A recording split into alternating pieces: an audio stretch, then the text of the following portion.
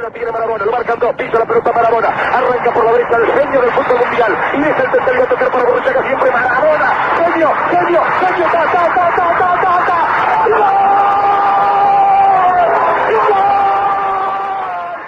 22 juin 1986. Stade Azteca, de Mexico. 55e minute. Après avoir contrôlé le ballon au niveau du rond central, Maradona se retourne, puis dribble. 1, 2, 3, 4, 5 joueurs anglais avant d'inscrire le but du 2-0.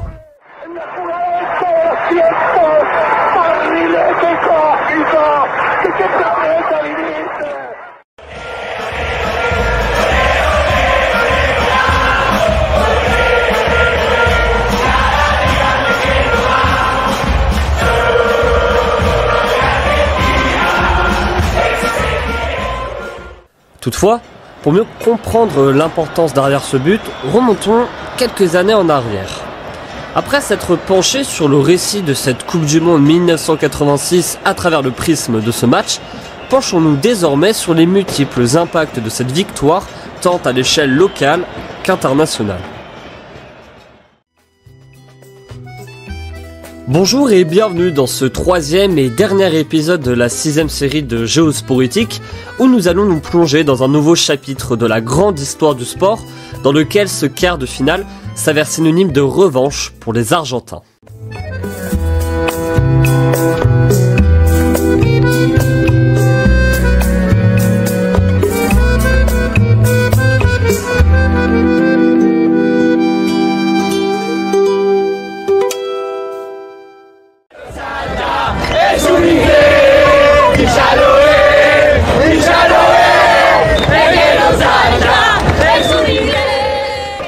Alors que le coup de sifflet final retentit, les Argentins présents sur le terrain en ont pleinement conscience. Ce match s'identifie comme une prolongation de cette guerre des Malwis. Un témoignage des cicatrices durables d'un peuple traumatisé par l'intervention impériale des Anglais, enfin exposé aux yeux du monde entier. Une sorte de gifle contre Thatcher, une gifle contre cette guerre qui se poursuit à ce jour. Un véritable match retour que l'Alibi Céleste se devait de gagner, comme l'explique Maradona.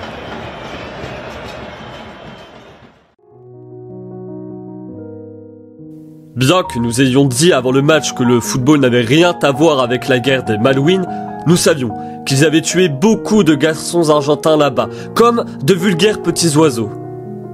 D'une manière ou d'une autre, nous avons blâmé les joueurs anglais pour tout ce qui s'était passé, pour tout ce que le peuple argentin avait souffert. Et c'était de la vengeance. Le sentiment était plus fort que nous. Nous défendions notre drapeau, les enfants morts, les survivants. We, the British people, are proud of what has been done. Nous, Britanniques, sommes fiers de ce qui a été accompli, fiers de ces pages héroïques dans l'histoire de notre île, fiers d'être là aujourd'hui pour saluer la Task Force, fiers d'être Britanniques.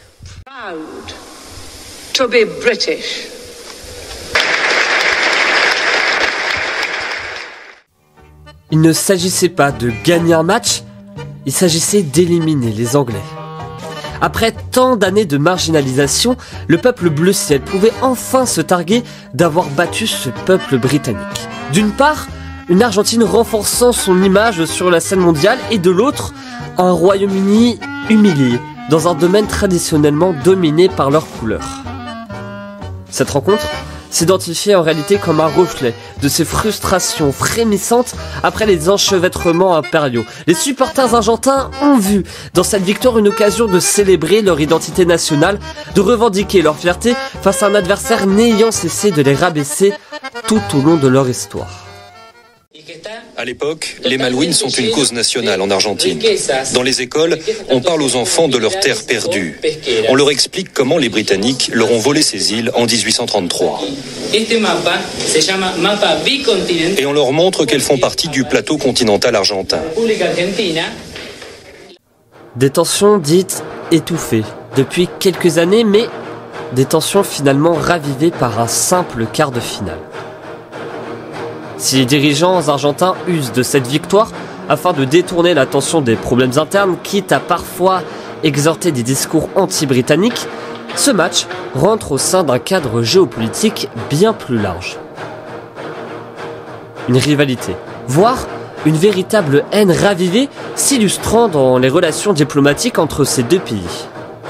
Au-delà de ne pas arranger les discussions concernant la souveraineté des îles Malouines, cet événement a laissé une empreinte indélébile sur le paysage géopolitique de la région, les discordes qui en découlent continuant d'influencer ces relations bilatérales jusqu'à aujourd'hui. Invité au collège de Fulton dans le Missouri, en mars 1946, Churchill dénonce haut et fort la soviétisation rampante qui s'amorce. De Stettin sur la Baltique, à Trieste sur l'Adriatique, un rideau de fer est tombé sur le continent. Lors de ces moments si spéciaux, le sport devient, entre guillemets, une sorte de langage universel, cette démocratisation du football permettant à un pays comme l'Argentine de rivaliser avec des superpuissances mondiales, à l'instar de l'Angleterre au cours de Coupe du Monde. En tant que tel, ce match en question reste historiquement important, d'autant plus que ce triomphe représente une épreuve de force contre l'intimidation politique d'un bloc de l'Ouest cherchant de nouveau à conquérir idéologiquement une Amérique latine affaiblie dans un contexte de guerre froide. D'ailleurs, si l'on prend un prisme davantage important, cette équipe, incarnée en la personne de Maradona, venge tout en continuant à combattre cette volonté d'occupation presque coloniale des forces occidentales.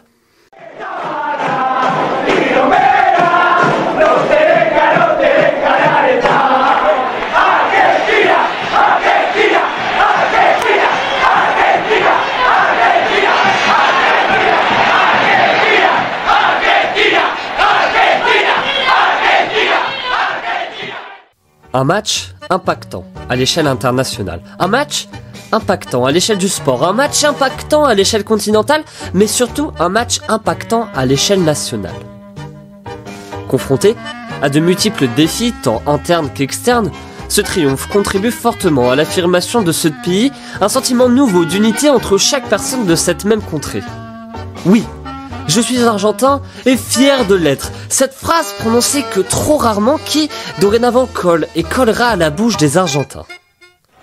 Transcendante, cette qualification crée une sorte de catharsis collective permettant au peuple bleu ciel de se rassembler autour d'une victoire dépassant la simple sphère du sport.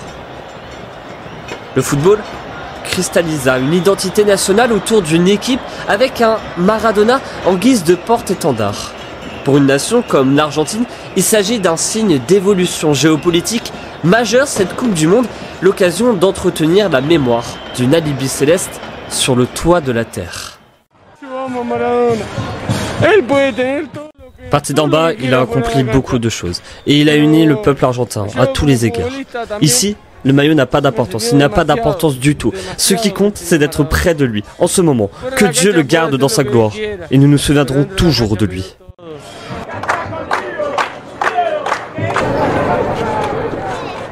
Finalement, au-delà de l'aspect purement footballistique, ce match s'identifie selon moi comme une mosaïque aux diverses phases. La vengeance de tous ceux qui ont été humiliés, une démonstration de force nationale ou encore la restauration d'un sentiment de fierté. Honnêtement, après avoir étudié le sujet, j'ai en réalité l'impression d'être resté au point de départ. Le sentiment de ne pas pouvoir réellement comprendre, de ne pas pouvoir retranscrire cette histoire avec des mots, comme si seul ce peuple, tant agaçant que fascinant, semble avoir été créé par les dieux du ballon rond. Constitué d'une sorte de sixième sens que seul le football peut éveiller et que Maradona a transcendé, un jour de quart de finale de Coupe du Monde.